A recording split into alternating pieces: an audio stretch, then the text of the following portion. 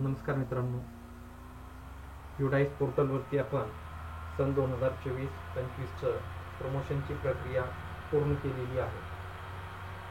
Promotion केल्यानंतर जर आपल्या शाळेतील एखादा विद्यार्थी शाळा सोडून गेला तर समोरच्या शाळेला तो विद्यार्थी इम्पोर्ट करण्यासाठी तो विद्यार्थी ड्रॉप बॉक्समध्ये दिसत नाही.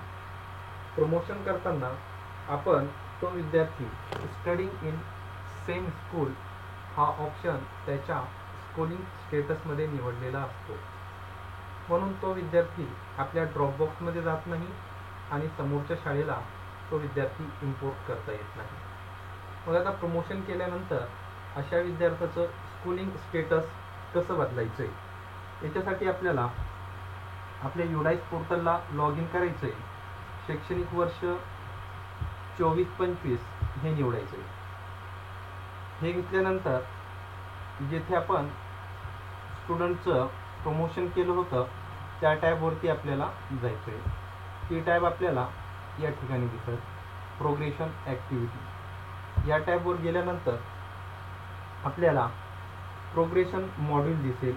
यामध्ये आपल्याला या बाजूला 4 टॅब दिसतील. यामध्ये आपल्याला प्रोग्रेशन समरी सेक्शन वाईज या ठिकाणी जायचं. इथं आल्यानंतर इथे आपल्याला आपल्या शाळेतील सर्व वर्ग दिसतील आणि प्रोग्रेशन स्टेटस इथं आपल्याला फायनलाइज दिसेल. जरी आपण हे फायनलाइज केलेलं असलं तरी आपण याला अपडेट करू शकतो. ज्या शाळेतील ज्या वर्गातील विद्यार्थी शाळा सोडून गेला त्या वर्गाच्या समोरील टॅबवरती इथे व्ह्यू आणि अपडेट नावाचं टॅब आहे. आपल्याला त्या टॅबवर जायचं. या टॅबवर आल्यानंतर आपल्यासमोर असा पेज ओपन होईल. इथे आपल्याला त्या वर्गातील सर्व विद्यार्थी दिसतील. उदाहरणार्थ आपल्या स्क्रीनवर हा जो विद्यार्थी दिसत आहे, समजा हा विद्यार्थी आपली शाळा सोडून दुसऱ्या शाळेमध्ये गेला आणि प्रमोशन करताना आपण त्याचं स्कूलिंग स्टेटस इथे आपण पाहू शकतो. स्टडिंग इन सेम स्कूल ठेवलेलं आहे.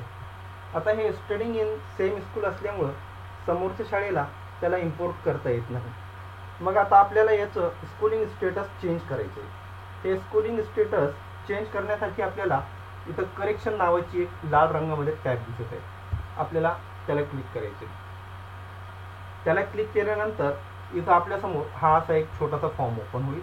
इथे आपण त्याचं स्कूलिंग स्टेटस इथून आपण त्याचं चेंज करू शकतो.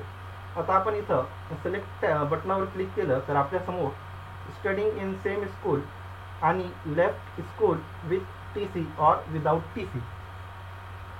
आता हा विद्यार्थी आपल्या शाळेतून गेला म्हणजे तो आपल्याकडून TC घेऊन गेला असेल. मग आपल्याला त्याला left school with TC or without TC या ऑप्शनला सिलेक्ट करायचं आहे आणि इथे अपडेट या बटनावर क्लिक करायचे.